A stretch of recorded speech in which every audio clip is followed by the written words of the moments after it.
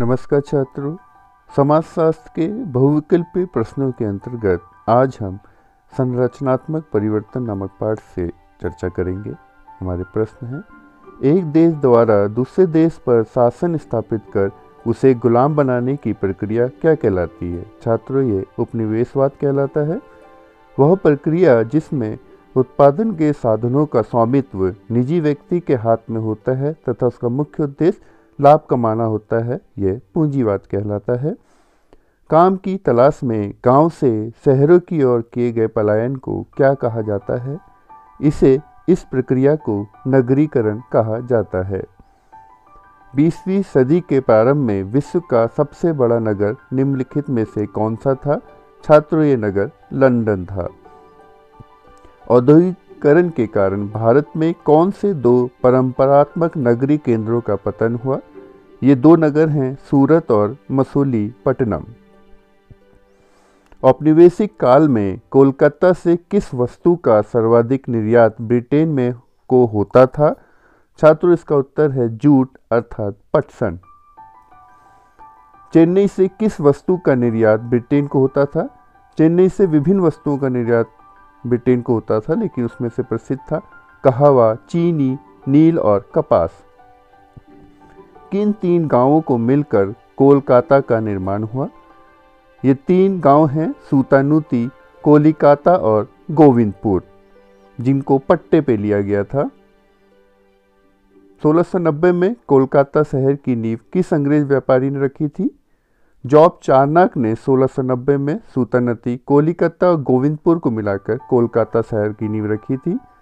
अंग्रेजों द्वारा रक्षा और सैन्य बल को गठित करने हेतु 1698 में हुगली नदी के किनारे किस कॉलेज की स्थापना हुई? छात्रों, ये कॉलेज था फोर्ट विलियम कॉलेज। भारत में चाय उद्योग की शुरुआत कब से हुई? भारत में चाय उद्योग की शुरुआत उपनिवेशवाद काल में 1851 में हुई।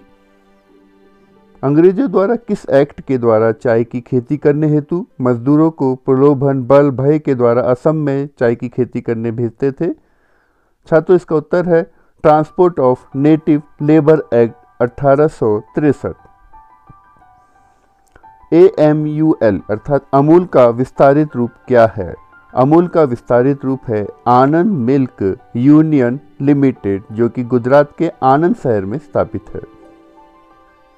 भारत के में बोकारो, भिलाई, राउरकेला, दुर्गापुर जैसे शहर किस उद्योग के लिए प्रसिद्ध है?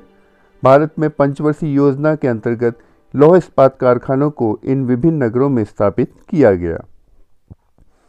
भारत में राष्ट्रीय योजना समिति का गठन किस वर्ष हुआ? भारत में राष्ट्रीय योजना समिति का गठन 1938 में हुआ। इसमें से कोई नहीं इसका उत्तर है। राष्ट्रीय योजना समिति के अध्यक्ष का नाम क्या था? 1938 में स्थापित की गई राष्ट्रीय योजना समिति के अध्यक्ष का नाम था पंडित जवाहरलाल नेहरू।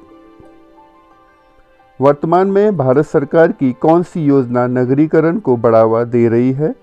वर्तमान में भारत सरकार की योजना स्मार्ट सिटी नगरीकरण को बढ़ावा दे रही है। असम में लेबर एंड इमिग्रेशन एक्ट कब लागू हुआ? असम में लेबर एंड इमिग्रेशन एक्ट सन 1901 में लागू हुआ। भाखड़ा नांगल बांध भारत के किस राज्य में स्थित है? यह बांध पंजाब राज्य में स्थित है और सतलुज नदी में इसका निर्माण हुआ है।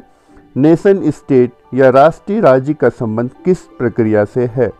नेशन स्टेट या राष्ट्रीय राज्य का संबंध राष्ट्रवाद से है। विश्व का वह कौन सा देश है जो सर्वप्रथम ग्रामीण से रूपांतरित होकर नगरीय देश बना? छात्रों, इसका उत्तर है ब्रिटेन। निम्नलिखित शहरों के प्राचीन नाम बताइए। मुंबई, चेन्नई, कोलकाता और बेंगलुरु।